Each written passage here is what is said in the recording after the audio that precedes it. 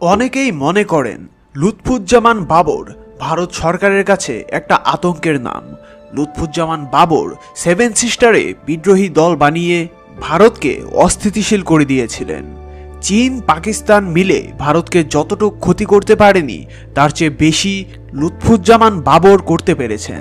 2004 সালে তিনি 10 ট্রাক ভর্তি অস্ত্র, গোলাবারুদ, রকেট লঞ্চার নিয়ে ভারতে পাঠাতে চেয়েছিলেন। কিছুদিন ধরেই হঠাৎ আলোচনায় সাবেক স্বরাষ্ট্র প্রতিমন্ত্রী লুৎফুজ্জামান বাবর, এক সময়ের দুর্ধর্ষ প্রতাপশালী স্বরাষ্ট্র প্রতিমন্ত্রী, বর্তমানে 15 বছর ধরে কারাগারে। তাকে সর্বশেষ জনসম্মুখে দেখা গেছে 2021 সালের অক্টোবরে দুদকের একটি মামলায় আদালতে হাজিরা দেওয়ার সময়।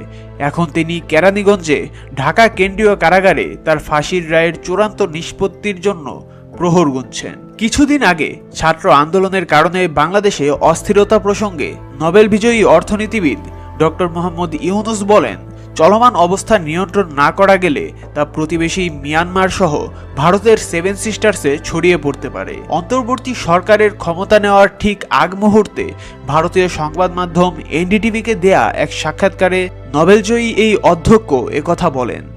তার এই বক্তব্যের পরেই হঠাৎ করেই সামাজিক যোগাযোগ মাধ্যমে লুৎফুজ্জামান বাবরকে নিয়ে আলোচনা শুরু হয়েছে। তবে ডক্টর ইউনুস যে সেভেন সিস্টার্সের কথা বললেন সেটা আসলে কি? কেনই বা বাংলাদেশে অস্থিরতা তৈরি হলে সেভেন সিস্টার্সে তার প্রভাব পড়বে? ভারতের অরুণাচল প্রদেশ, আসাম, ত্রিপুরা, নাগাল্যান্ড, মণিপুর, মিজোরাম ও মেঘালয়, এই 7 রাজ্যকে একত্রে সেভেন সিস্টার্স বলা হয়। অনেকেই মনে করেন লুৎফুজ্জামান বাবর ভারত সরকারের কাছে একটা আতঙ্কের নাম ছিল। লুৎফুজ্জামান বাবর সেভেন সিস্টারে বিদ্রোহী দল বানিয়ে দিয়ে ভারতকে অস্থিতিশীল করে দিয়েছিলেন। চীন পাকিস্তান মিলে ভারতকে যতটুকু ক্ষতি করতে পারেনি তার চেয়ে বেশি লুৎফুজ্জামান বাবর করতে পেরেছেন। 2004 সালে তিনি 10 ট্রাক ভর্তি অস্ত্র, গোলাবারুদ, রকেট লঞ্চার নিয়ে ভারতে পাঠাতে চেয়েছিলেন। তখন তারা নিজেদের দেশে গৃহযুদ্ধে অবতীর্ণ ছিল।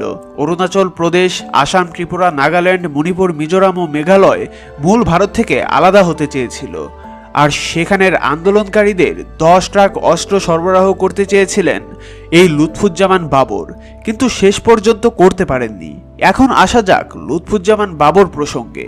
1958 সালের 10 অক্টোবর জন্মগ্রহণ করেন লুৎফুজ্জামান বাবর। তার প্রাতিষ্ঠানিক শিক্ষা এইচএসসি পর্যন্ত।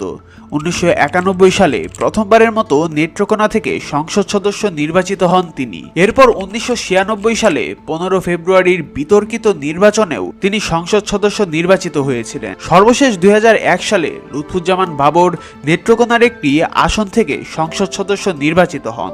2001 সালে বিএনপির নেতৃত্বাধীন জোট বাংলাদেশে সরকার গঠন করার পর যে কয়েকজন ব্যক্তি প্রবল ক্ষমতাবান হয়ে ওঠেন তাদের মধ্যে লুৎফুজ্জামান বাবর ছিলেন অন্যতম।